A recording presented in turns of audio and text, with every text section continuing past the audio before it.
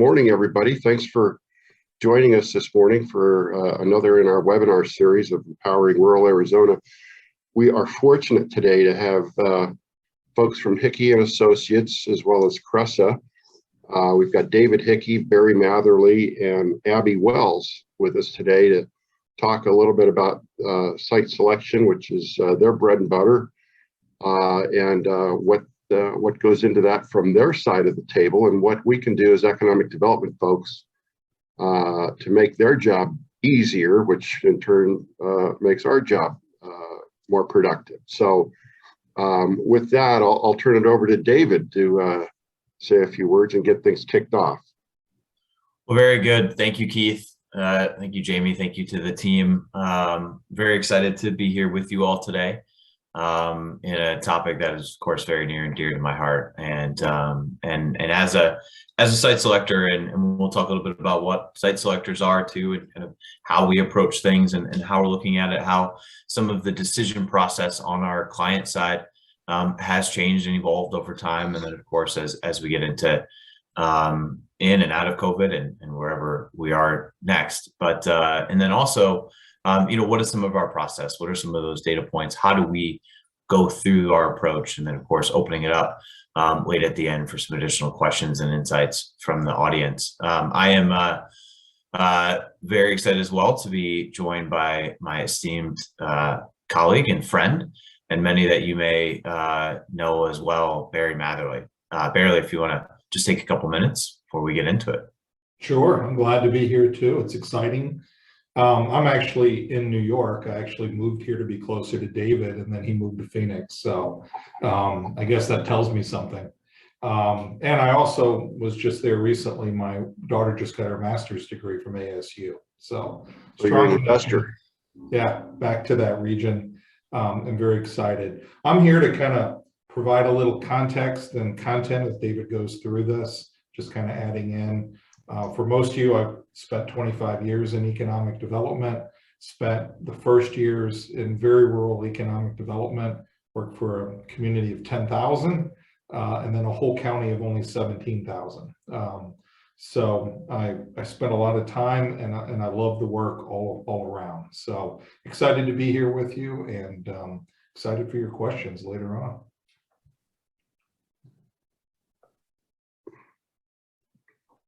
Well, very good. Well, go ahead, Keith. Well, I was just going to say, take it away, David. Yeah. Great. Very good. Thank you. So, as I said, we are very excited to participate in this today and in this conversation. And I know when we first started it many months ago about what does site selection mean, and how do we do it today and across the board. And and then particularly with a focus on rural communities, and it is a unique and bespoke element. And I have, and throughout my career, and as well as Barry too, I've worked in and out of rural communities, as well as within agriculture, industrial, and other spaces that, it is a dynamic when we look at the urban environments and the suburban. We'll talk a little bit about that, and then as well as, of course, to those rural communities, and focus a lot of that on today and this empowering rural communities idea, but really focusing on what are those site selection fundamentals as we get into it. Just a quick, for those that aren't familiar with us, at Hickey and Associates, we do a number of different things. Ultimately, we're site selectors. What we do is we help our clients find that most optimal location around the world. And that could be anything from a corporate headquarters to a back office, to a data center, a warehouse, whatever that might be, to help them find that and really determine what is that optimal location, and leveraging our strategic experience, our background, and first and foremost, data. And it's not just data that we looked at in the past or today, really forecasting and building that out to understand what is the situation on the ground tomorrow. We're also excited of our sister company, and then we'll work together, that Barry Matherly is now leading, and many of you are familiar with Hickey Global, which, as well as delivering some of this, the intelligence, the insights, and really as well coaching some of the economic development organizations around the world, whether it's research and analysis, so that organizational development and strategy, as well as some of the different insights, incentives, and what drives the strategic element of going forward, and really what makes economic development and doing it in that sound, sustainable way towards the future, and looking at it from a global perspective, but of course, all the way down to the ground level. We are an interrelated family of organizations now. Hickey and Associates also might be familiar and seeing some of the Hickey Institute, which is really an element of thought leadership and a think tank per se of the elements that we'll talk about today. We talk about every day, and we'll talk about tomorrow and into the future. And all of our realms, you might be familiar with our latest report came out at the end of 21, the Global Innovation Hubs, where we rank the 400 markets around the world on an apples-to-apples basis of those that are really driving innovation, and not only at a just on a macro scale, but as well down to some of those sectors and directly. And then also the Hickey Foundation, which is named in our founder and my father, Michael P. Hickey, and this is a scholarship driven directly for economic developers that are looking to really continue and excited and ambitious about doing economic development and being everything economic development. Everything that we do is rooted in the partners and the relationships and being able to work all this together for the better of our clients and then as well as our communities. So it's an exciting opportunity, and certainly we can provide more information later. But what we really look at is why site selection matters. There's been historically and still every day incredible how many decisions are made on a perception basis, on a bias, on a what does the CEO think? What does someone on the board? What does the plant manager believe about the different relationships and associations that they have with the community? And what is that today? What is that tomorrow? And all of that is still very important. And when we deliver it, and at the end of everything that we do is still very relationship based. However, we need to really take a scientific empirical process to all this as well, and utilize and leverage the data that we have and all that data and what it's telling us. And see, every single minute, there's more data available than there was before.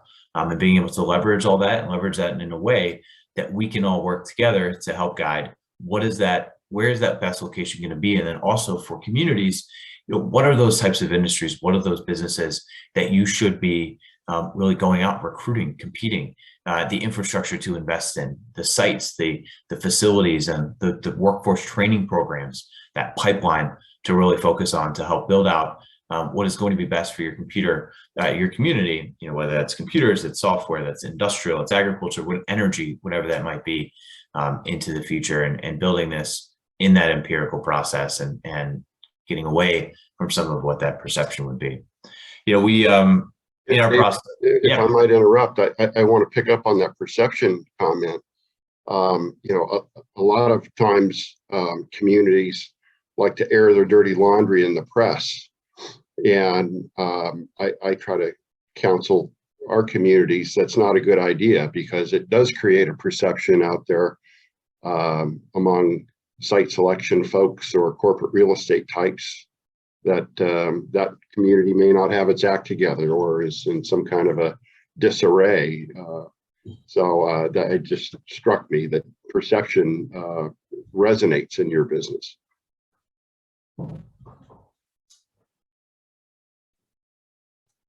Yes, 100%. And every day that we work through and getting past some of that bias of what's going on and that future element too, and being able to build through it. And sometimes perception can be reality, but of course being able to utilize the data, the modeling, and that strategic background to build out what that means for tomorrow, and using the tools that we all have at our fingertips to be able to enter. So when we look at what is that criteria to help guide the process, it is incredible as well. We'll talk about the perception, but what drives many of these decisions when it comes to locations? And I'm not talking about necessarily what from our side of the industry in the site selection, but just companies in general. And we don't have a poll set up, but just what is typically that first consideration? So among those is real estate, and purely even those real estate costs that are in the element. It's the availability of space and seats. A lot of times, especially before COVID, companies would say, okay, well, I need to add 50 new jobs. I know I need these positions as we continue to grow.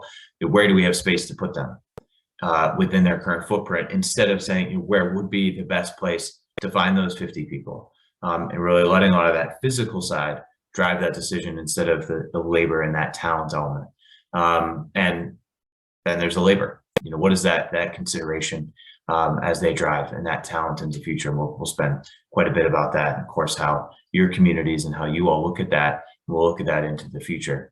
And then what is that infrastructure? So as well, especially when we start talking about on some of the industrial side, those that rely on water, on power, on access to different transportation, whatever those modes might be, to be able to drive forward. So when we look at all this, I say historically, a lot of those just decisions driven by 1 and 2, and then trying to use 4 when applicable, not all necessarily projects. Our focus is much on it.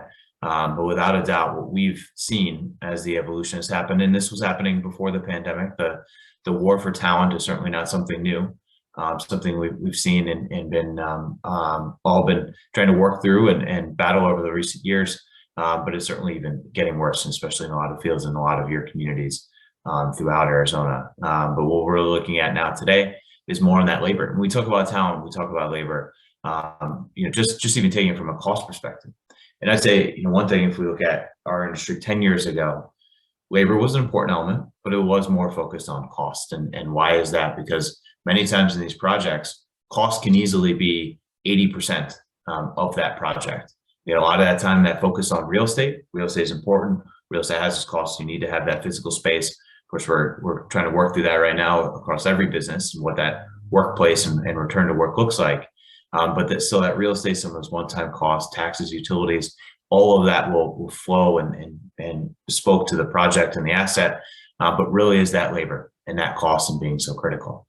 Well, what I will say is you look at some of the different ways that we wait today, it has certainly flipped to that availability of that labor and that talent pipeline into the future, because it doesn't matter what the labor costs if you can't get it, and you're not going to be able to get it into the future, or that competitive element that's saturated today, or you're at that particular talent space, the demographics are going in a different direction, as many of our communities are facing. Well, we have many in the state that are growing, many that are not. And what are those elements? What are those types of businesses to still be recruiting, and how to recruit then those people as well to come in? So what we're really doing with a lot of this process is we're mitigating risk for our clients to make sure that wherever that optimal location is the location that's going to work for their business in the near term and as well into the long term. And with that, creating competitive advantages. And that's not necessarily looking at it on a commercial sense, but even just those advantages they could have to find talent. When we talk about competition, most often in our modeling and our work, we're talking about the competition for that labor. So a lot of times when we talk about clusters, which are important to talk about different industries, a lot of it also is just who are you competing with? Because many times, especially today, when we look at fulfillment centers, for example, and some of the rising wage levels for retail now coming out of the pandemic, we're seeing that competing against industries and sectors and job roles that we may have not imagined just a couple years ago, let alone a decade ago. So there are kind of 3 major buckets of this. So one is that talent and demographics, as mentioned before. So we're looking at that labor pool. We're looking at what are those labor demographics, even up to birth rates and migratory patterns, things along those lines, to that market and what that means. And then again, to that competitor analysis, not just commercially, but on that sense of the employees themselves. Looking at that infrastructure, looking at that transport side of things. So again, depending on what that set is, but as we know, as we're competing for businesses throughout the state, and we're looking at power and the reliability. We're looking at water, we're looking at wastewater infrastructure. All that's critical and absolutely more and more for the companies to have. And one of the challenges, and actually for a large industrial user project we just kicked off, they are incredibly concerned about energy, especially on the power reliability, even moving it ahead of town, which is not something new to many in our industry, but to others that coming into the space and that understanding of what it is. And also, if the grid is at a certain level, there is space, there is room today. What about into the future? What is that pipeline for that grid growth and the base of it? But it's also about transport, about the connectivity and the access for your workforce, for your customers, and that ability to get there today, get there tomorrow. Obviously, and throughout the state, a number of new highways that have come online, many that are in the works, many that 5-10 years out, absolute game changers, and not many communities, many states around the country do not have some of that great optimism and hope that comes from that infrastructure investment that's happening now. Others, obviously, with the infrastructure legislation, others coming forward, but have that in the near front. Unbelievable opportunity. What does that mean for your community, though, in the near term and the long term? And then, of course, supply chain. We'll talk a little bit about supply chain today, but certainly absolutely pivotal to where that works. And certainly for Arizona, there are a number of opportunities because of the bottlenecks that have been created in other markets, like in the Inland Empire of California, definitely are creating more and more opportunities and more ability to recruit businesses when we're looking at the West Valley, down to the southwest corner and across the state. And then also on the risk side. So when we talk about risk, we talk about costs. We'll talk about some of that concentration in a moment, but doing that overall risk assessment.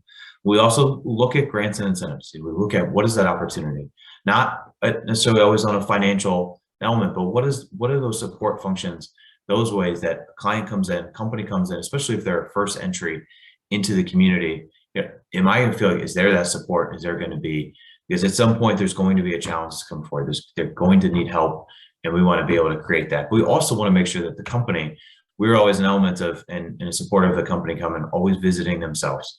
These past 2 years have been a little more of a challenge at times, but to be able to see it themselves, because they are also committing to that community and to committing to your community as they go into the future, and make sure they're comfortable and want to drive forward. So we are really. Let me add something here that kind of Keith mentioned that kind of looks at two of these buckets, talent and risk. As you mentioned, communities that have bad press. One of the things we're looking at more, and for certain clients, is social media. So it's just not your traditional sources of newspapers, but what are people saying on social media? Are they complaining about your community? Are they complaining about traffic? Are they complaining about access to restaurants or shopping or whatever have you? In some cases, we're tracking that social data across platforms, and it's becoming more easy to get. And then off a lot of key websites too. So, not only do you need to worry about that traditional, but there's a risk in social media now that if you don't have a platform and try to influence people in your community that influence others, that could be a big risk. If we look at the area, and then we see a lot of people complaining about it. So something else, back to your other question, Keith. That's a interesting perspective you bring up, Barry. I didn't think about that, but I also what one of the things David said that struck me was the competition for labor is a growing element in what you do, and I think for many of our rural communities that could be a competitive advantage that may not have large operations of similar type where one of your clients could come in and dominate that sector. So for the rural communities out there, think about that as an advantage that you might use to your benefit. And that's great. And one of those, and Keith, Jamie, we've talked about this on projects over time, is that sometimes even a departure of a company or a consolidation, a relocation out of your community, or just a reduction of workforce. We've seen it across the board. It's not necessarily a reflection of your community, but may actually create opportunity for other businesses as we are looking all over. And that's on a people perspective. Where this coming out, we actually do see we'll receive, and some of my peers on the line here too, we get emails from different communities and regional economic development organizations that tell us about layoffs, that tell us when the WARN Act comes in, because that means there's a few hundred individuals, well-trained, well-skilled in a particular area, different talent base, and they're now available, or they will be coming available. And with as tight as it is and competitive it is, that is incredibly important. Also on the site side, so the facilities and anyone working in the industrial side knows that is one of the biggest challenges we have. It's just the access to facilities, to land that is ready, to the facilities themselves. So when we have a departure, we're seeing it across, say, in the food space, in the warehouse space. being able to reuse, whether it's even in the food industry or in storage, and of course all the other creative uses that we're seeing today.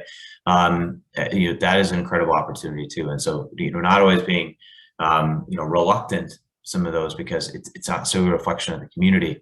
It may just create an opportunity that's there on the other side. And we'll talk a little bit about some of that social media data too, as we use it and as we look at it. A lot of times I know we've had our cell phone and some of the foot traffic and some of those data sets that are out there, and certainly using some of those tools. But as Barry articulated there about the even what are they saying about your community, what are those roles in your community, what is going on, that there's certainly a lot of information we can glean from that, and we do for many of our projects.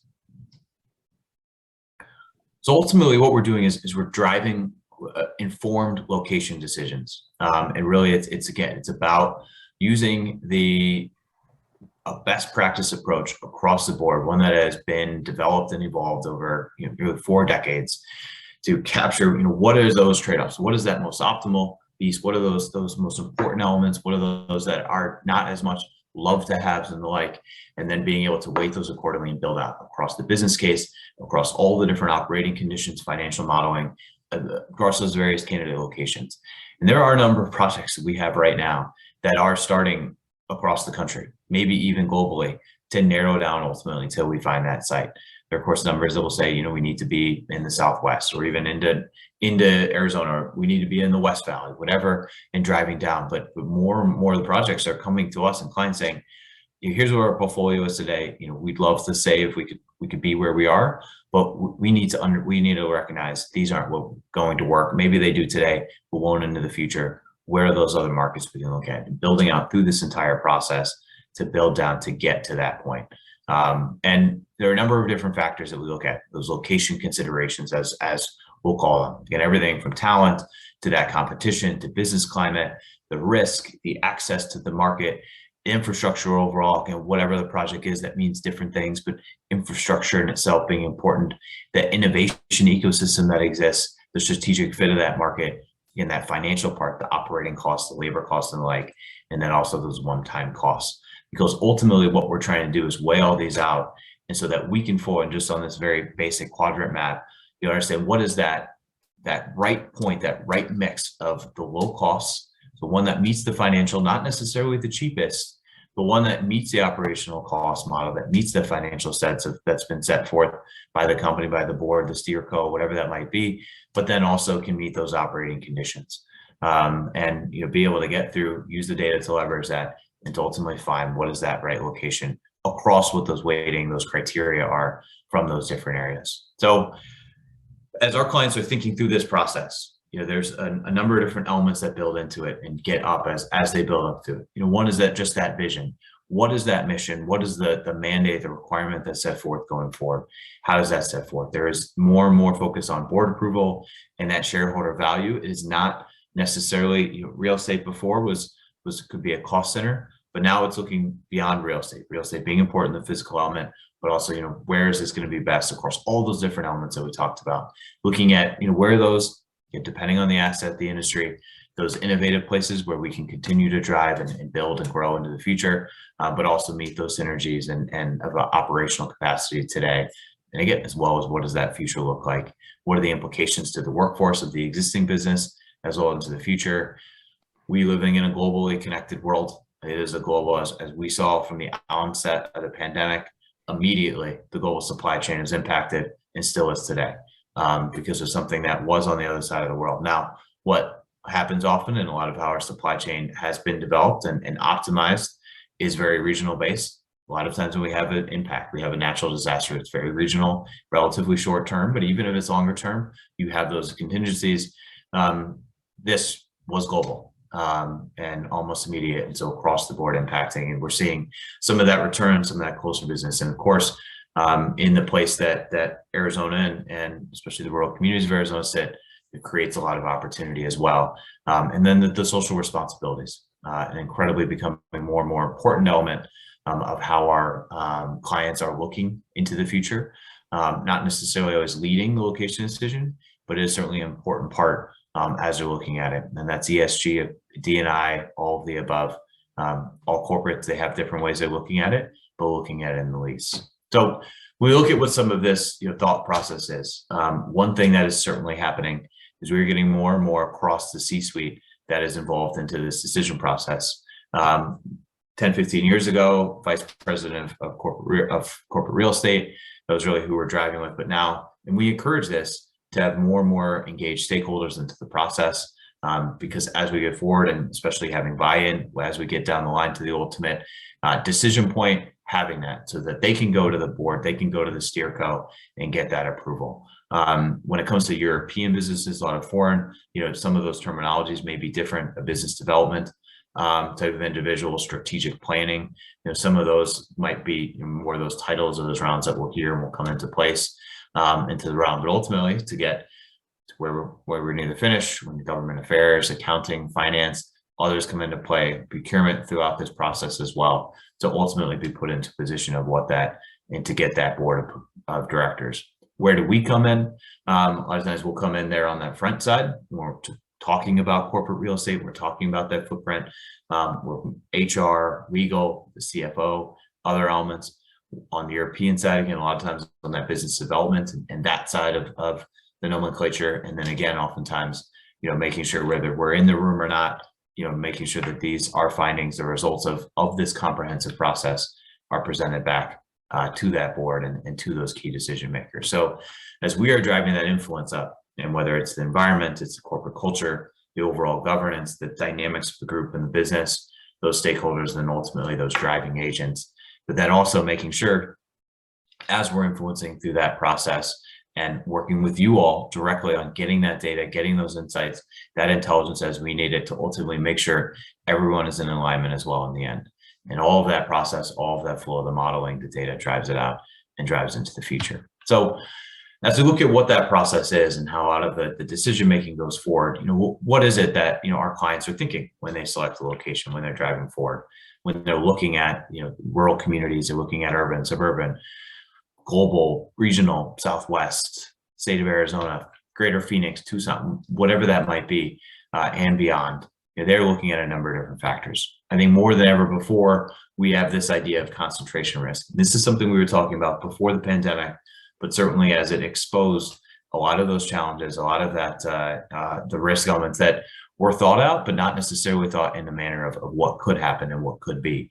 And as we reflected, unbelievable to what many of our clients, customers, our communities were able to do when we were in that heavy emergency into relief and now into recovery. But what we really look at is a lot of this concentration. So, is there too many people in one place? If there was an issue, too much of that talent, and that could come from, again, that competition side of saturation in a market. It can come from a natural disaster, whatever that might be. Is there too much volatility in the costs? Is there risk to the revenue depending on those locations they're at? And, having a diversified portfolio operationally, as well as on the real estate side, having some of that on a rural perspective, having some of that if a line went down, would you be able to pick up on the other side and have that somewhere else and be able to build that across the board? Coming back, a lot of those location factors that we build into as noted before, but some of those across the board, what we do is we work through with our clients to identify, walk through what are these different elements, what are these different factors across the board, and weigh them out to what makes the most sense for them. Not going to get into detail on the model, but it's just a quick example, a snapshot of what that looks like. But all the different factors that go in, thousands of factors, ultimately into hundreds of thousands, millions of data points that drive in from the regression side and across the board, and building this out on a bespoke basis to each and every client as we drive forward and build into what it means to them and across the board as we come in. Because ultimately, what we're trying to do is there are different phases of this process. It's this discover element of, what is that across the portfolio? What are the strategy, the business, the mission, and the goals that the clients have across the board? We do that assess. We are doing that assessment. Oftentimes, you may see some notes from us. You might be some requests for information that comes in, but a lot of times we're doing this from the data, the tools that we have to do that down select. But then when we get to that validation side, we're getting to that negotiation side of the sites is really to when we work and we rely on each other each other as with you all as communities to help be able to build through and get that, do that due diligence, do that across the board, and not just on the real estate side, but on the people, on the competition, on the communities, on the education, the pipeline, the services, the amenities, all those different things to prove out, and as well as create that partnership and that relationship as we go forward, and then ultimately, making sure that that project is successful into the future. So David, to refresh, you do a lot of your down select research on your own, if I heard you correctly, and then you come to the communities to validate some of that or fill in some of the gaps. Is that right? That is absolutely correct. Yep. So a lot of that first initial benchmarking screening that we do, and Barry does as well as he's working and helping benchmark communities. We're doing that as we drive, as we're coming in. And many times there's not an initial. Sometimes as we get down further, perhaps there is some site additional facilities or just site confirmations or other elements we may reach out, we may contact, but ultimately a lot of that's done forward. And then when we are connecting, where we really need to work together and the responsiveness and the feedback from the communities is when we're really validating and we're driving into that to the communities, to the sites. We often might call that a micro assessment as we're driving in and as we're getting down to that level and to build through it. So as we look at, we are benchmarking these communities, these markets in a number of different ways, and to build through and get to that process. And we're leveraging our algorithms and everything into it. But also, looking to ask, some of those different data sets that we may try to get, from you all as we get into that process. And just as an example of when we're starting to benchmark and get into that is, we're really doing the due diligence to drive forward. This is an actual project and some of the data is real, some not, but for this example, but it's really being able to drive through apples to apples, be able to compare, contrast, and benchmark those markets. As you can see here, it's a wide range, much of this in the Mid-Atlantic and Midwest. But as we're building this out, and this is all done empirical. It's apples to apples. We're benchmarking out the world here, these markets specifically as we drill down, and then ultimately get through. Is it always the top 10 or the top 5 that come out of the first run? Not necessarily. We will look at some of the different elements, some of the strategic, some of that business climate that we know and that we run and build forward into that future to drive to those individuals and to those individual sites and markets. So a theme that I'm hearing you say is operational costs are a considerable driver in the analysis. And to me, what that says is it's incumbent on our policymakers to maintain competitive operating costs in our communities. And another thing I'll add to this too is, on the data side of it, it's just a way of easily taking a lot of areas and kind of getting them to a manageable number to start applying some human touch and community input.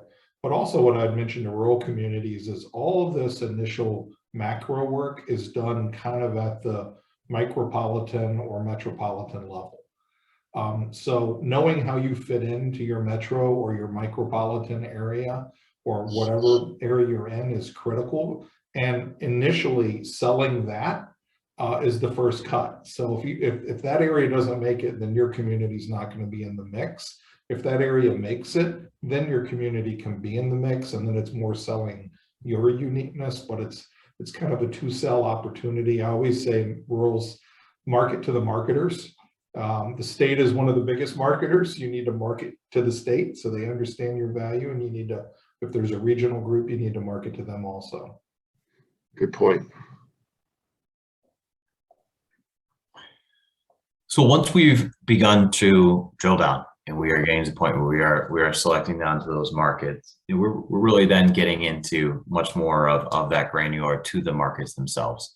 We typically call this a micro assessment, but here we're starting to drill down, and this is where many of us, for us, the RFI, the RFP is probably going to come into the mix. And a lot of times for us, it's about helping find sites and identify sites. And we did an exercise recently. Well, I would say some of our largest legacy projects and most complex projects that we've done which most of those are more into the rural communities, where those have been so successful and so exciting.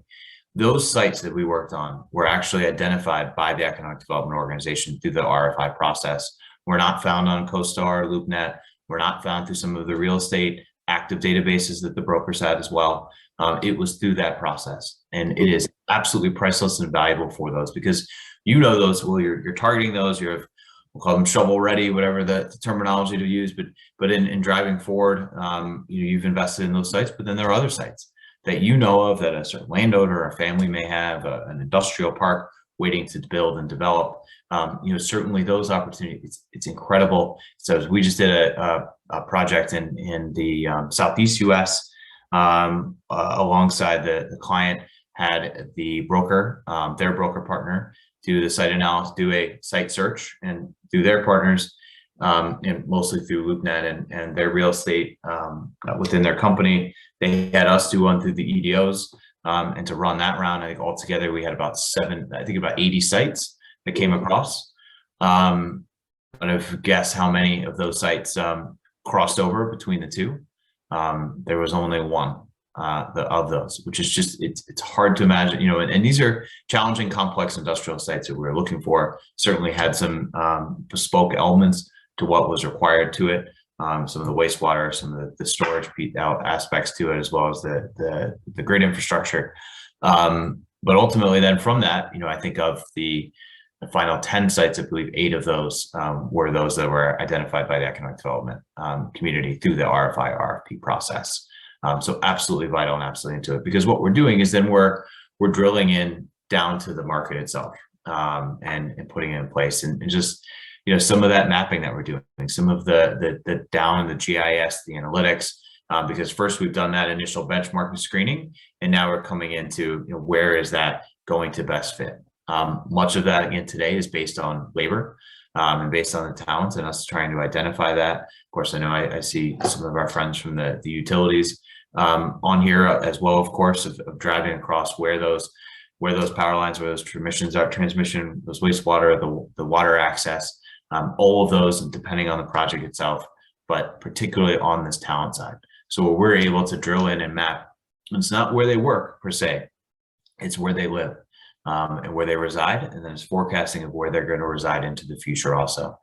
Because driving is not necessarily, expecting the employees, the workers to come to you anymore, but a lot of it is going to be with them, or be near them, or at least trying to attract the right talent that is within the community and will be into the community tomorrow. So some of that is mapping out, specifically on that commute time, and understanding what is that commute band and what are you going to compete with. We do labor projects every day where we are looking at, and we're trying to, that perception that might be of, well, no one in this market is going to drive 45 minutes to be a forklift operator because there are too many options between.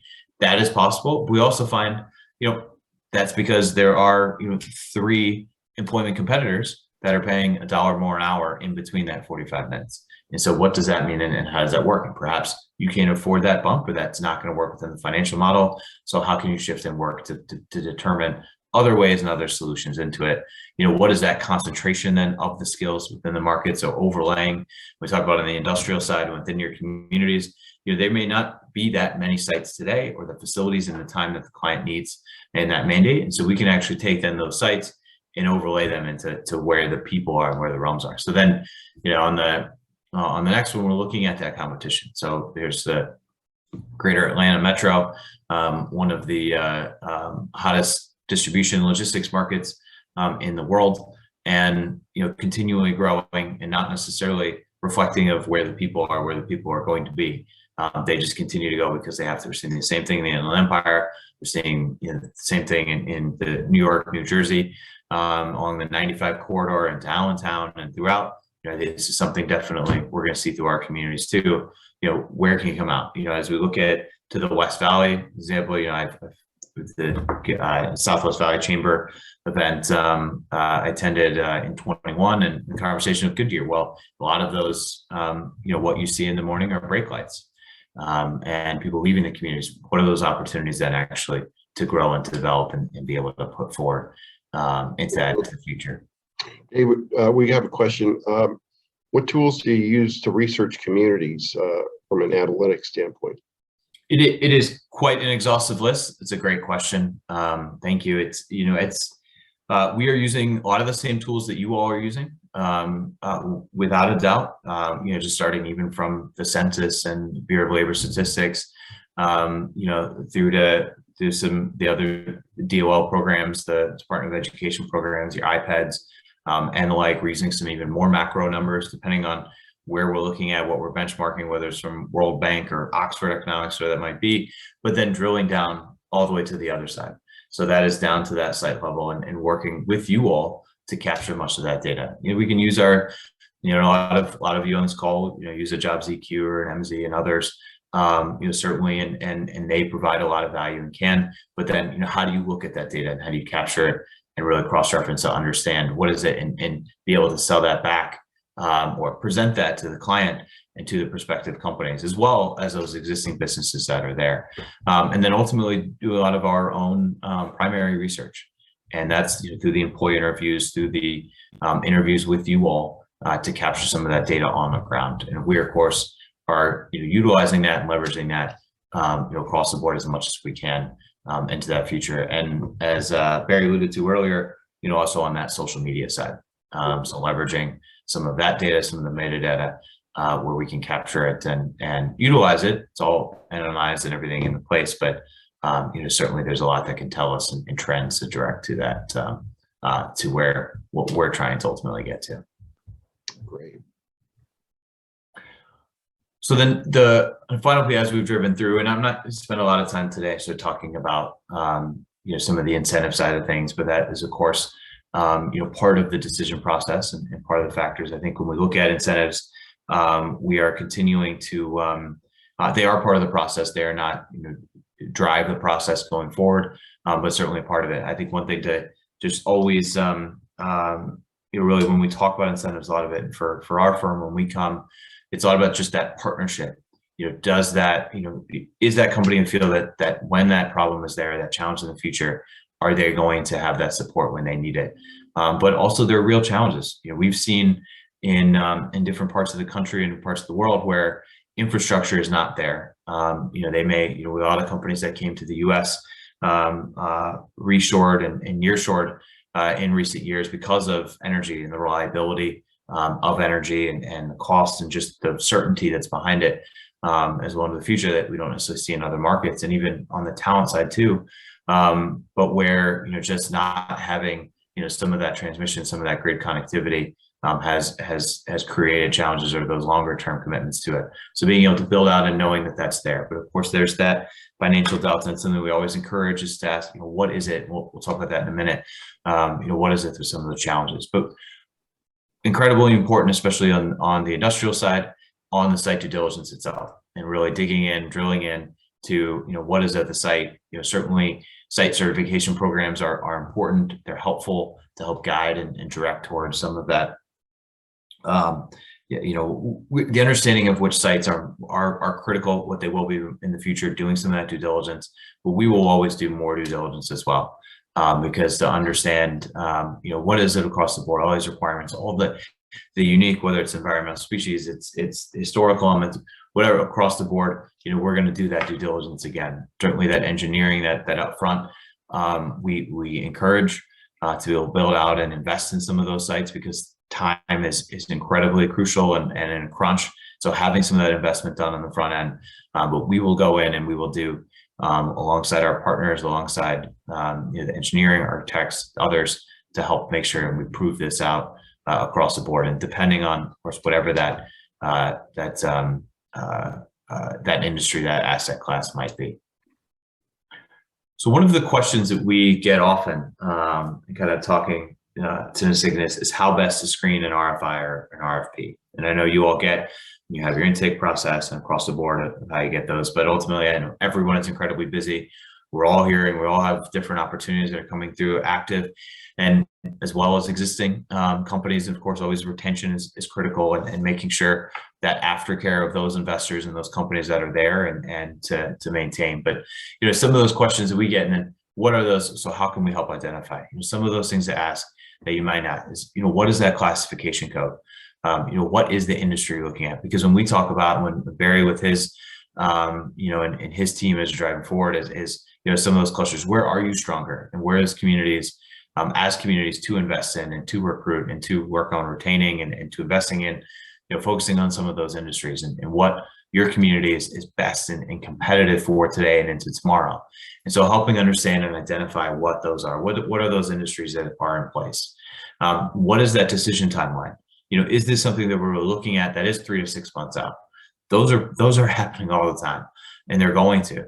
But if it isn't, is it a little longer? Then is there more time to perhaps get that team together, get that site in line, get some of the zoning, some of those elements that could be concerns up front in the line, but understanding what that is.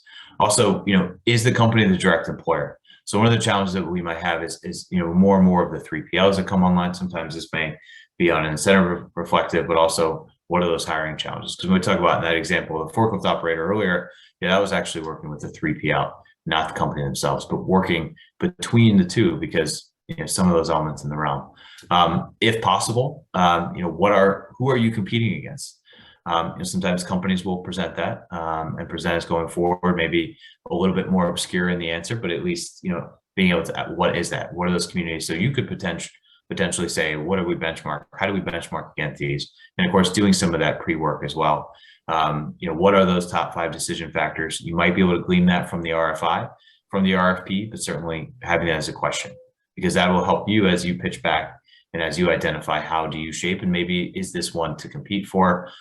Who are the decision makers in the process, if possible? Not necessarily always individuals, but who's on that team, as we talked about earlier, and how that dynamic is in the realm. And then, of course, what are those utility requirements in place? What are those that whether it's water, it's power, whatever that might be, and hopefully that is laid out in the RFI, RFP, but definitely getting that clarity and bringing in those partners that you have and your Carl at SRP, APS, and others, and making sure that they're part of the team, from the get-go where possible. And then also, what are some of those other service providers that are in place in real estate? And just to, go ahead, Keith, please.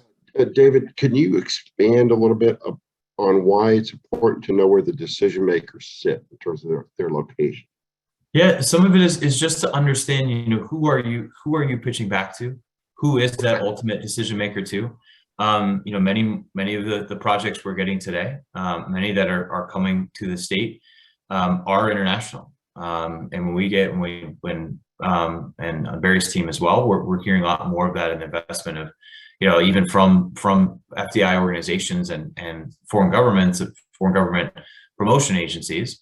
Many times our investment for the U.S., prior to Select USA, was all about exports and promotion. We're also looking at from other countries, other regions, where they're looking at, how can we grow? Because we know the U.S. is a market, we need to grow in the U.S. And of course, Arizona being one of those. And why is that important, and how to value that out? But if you're pitching a company as Taiwanese, it's Japanese, it's German, whatever that might be, to know that's, ultimately those are the decision makers, and that might help guide how you respond and how you pitch back into the near and long term. Got it. Thank you. And then just as to close that out too, what are some of those other questions that you can ask, you should ask individuals when we come in? What are some of those additional data inputs that are in place? We should have them. If we don't, then how can that impact? And again, make your side of it and understand it. Or is this something that you could pitch for, that you could be in place and would be a good fit for your community as well? What are some of those operations? What are those capital limits? Could we run a labor study or help run that? If we've gone into projects where perhaps somebody hands us a report produced by one of those, but it's not necessarily bespoke for the project. But we've seen other examples. I'm happy to share some of those later offline, but of where states or regional organizations have built out Tableau dashboards, and they'll come in for a project and say, here's everything that's there, and you can play with it yourself, and you can go through it and say, okay, well, this is the workforce we're looking for, and here's challenge and risks. Now there's a risk to the community of putting out some of that data that may not be reflective of what's wrong, but if it's not, then it's probably not the right industry or asset or project necessarily for you to compete for, especially with limited times and runs, but to help support through that. The one-on-one interviews, when we come and ask for those employee interviews, especially from our team, that's, incredibly important in that place. It can be not competitive in the realm, but it is an absolute vital part to that final process. And some of the times with the data we find, some of the other anecdotal information that might be pulled, or perception, these interviews, these processes, incredibly important when we do bring it in. It's usually, asked and delivered, requested by the client themselves. Ask perhaps, how can this data be more organized? We're going to ultimately build out, saw some of that modeling earlier, decision matrices. How can some of that data, and as you're working through in that RFI process, but certainly encourage always how that RFI is, whether it's from us or whomever of our peers, really trying to follow strictly to what that directions are, because ultimately they're probably taking that information and inputting it and the like. But as you go through, if you have questions about how the data is, or what it looks like, or if there's anything to ask those questions, how it can be organized. And then also, as I mentioned earlier, what is that financial delta to? So how could that, to secure the project? Because ultimately there's a number, and as rural communities, there are a number of revenue sources, things that you may not have to offer as incentives or offer and support, training grants and other elements. But there might be other programs that you have that other communities don't, such as USDA Rural Development. Some of the other, we'll look at CARES Act and American Rescue Plan and others that are coming down, but other programs that are out there, even from a WIOA and the like, that could be leveraged by your communities, or even by a region to help pursue and capture business into the future. So with that, I know we wanted to leave about 10 minutes, so just about there for questions. And then certainly Barry and Abby, if there's anything else that you want to add, but thank you. And that's our presentation. Great. Well, thank you, David. If you have any questions, just put them in the chat there, and we'll see if we can address them. So, David, a question we get a lot is, how do communities interact with you? Is it more of an annoyance for you, or does it help you? What's your perspective on that?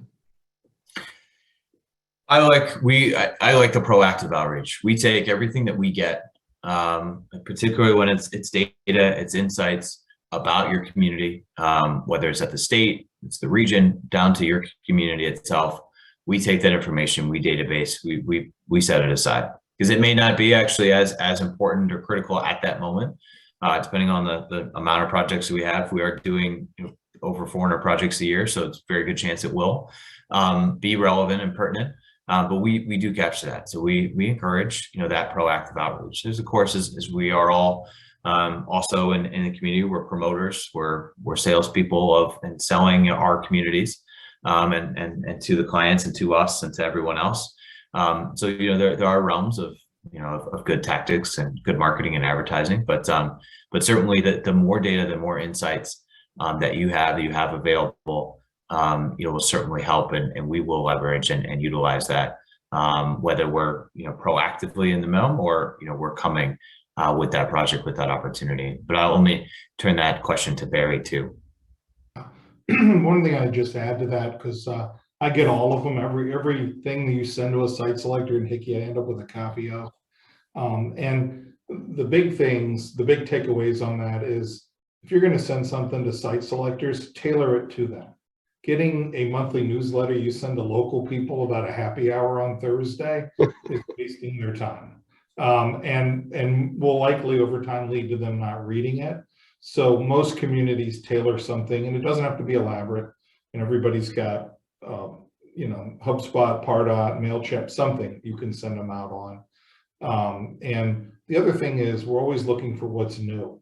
I mean, if it's something you've had forever, and David already knows about it, maybe then, why let them know again? Usually every time they send, we're looking for new information, interesting things we wouldn't know about through data, and things that differentiate your community.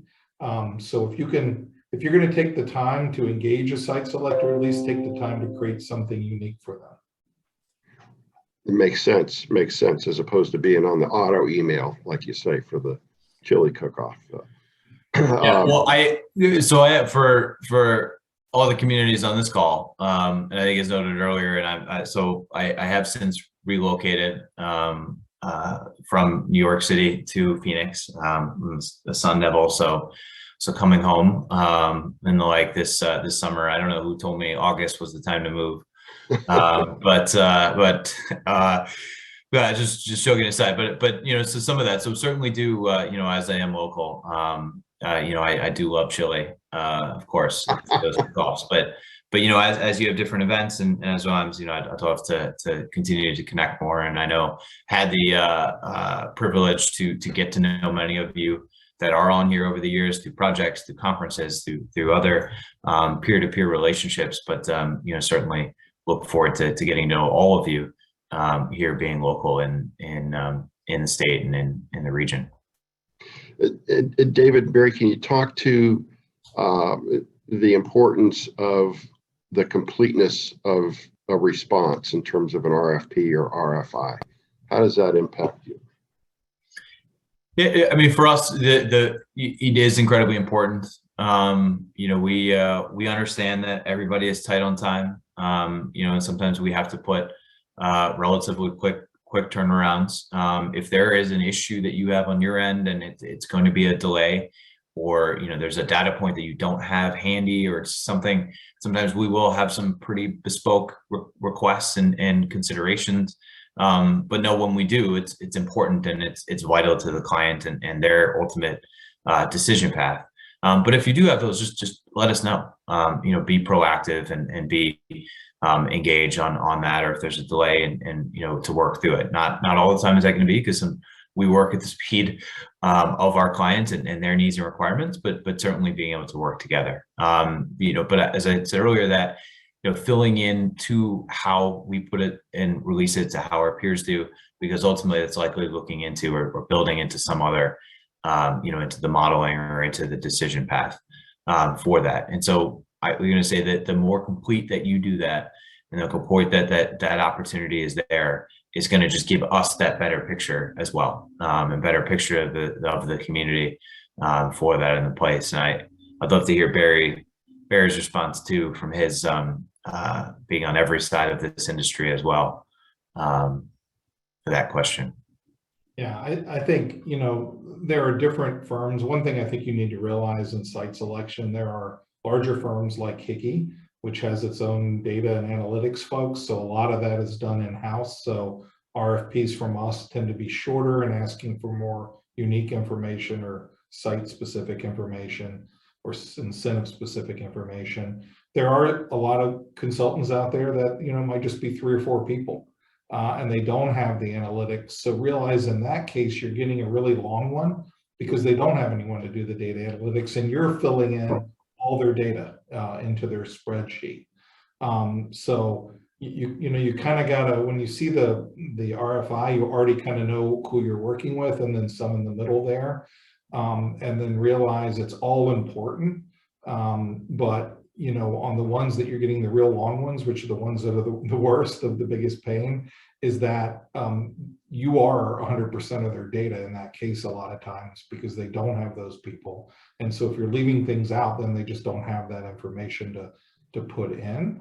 What I would say though too is a lot of firms, especially some larger firms, they use the same one over and over again. So once you have it and have it modeled, you can start with, if you're proactive, 50 or 60% of it can already be kind of done. There's certain companies we work with where we already almost know what their RFI is going to look like down to the page. They just change the variables and the requests. Very, very good to know. Very good to know. Well, David and Barry, thank you so much for your time and your insight into what you do and how you do it. We're very grateful. We very much appreciate the relationship over the years, and look forward to doing many more projects in the future. So thank you very much. Really, really appreciate your time. And for I'm going to echo Keith. You guys, this has been fantastic, especially for the rural communities. I think it's just from some of the comments I'm getting, it's a great learning experience, and I think that this will help a lot. So thank you, all 3 of you, very much. Yeah, thank you for the opportunity and for the time today. And also, I know she didn't speak too much, but big shout out to Abby as well for really helping organize and put all this together too. Great. Yeah, definitely. That was great info, David. And hi, everybody. I was a second late here, so I didn't see everybody initially, but I saw some familiar names and faces there. So it's nice to see you guys. Great. Well, and this will be posted on the ACA website under the website heading. So if you want to go back and reference it, it'll be on there. So thank you again, David, Barry, Abby. Really appreciate it.